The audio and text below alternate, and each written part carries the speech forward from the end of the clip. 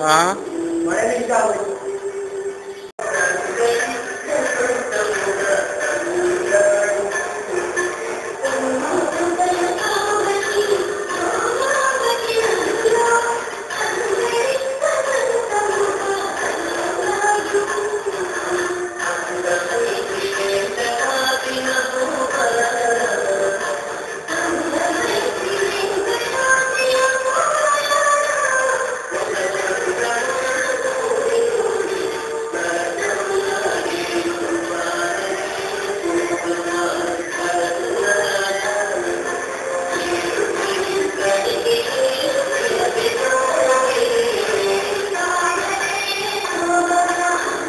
ನೋಡಿ ಕಿರಣ ಬಿದ್ದಿದೆ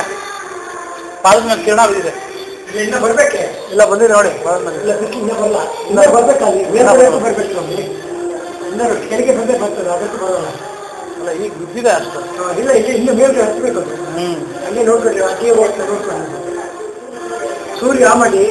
ఇది చిత్ర పౌర్ణమికి పెరువాకి మూడున్నర ಒಂದು 5 அதை பார்த்துட்டா அப்புறம் மங்களாரத்தி பண்ணி எவ்வளோ பேர் பண்ண பத்தனா போயிருக்கப்பா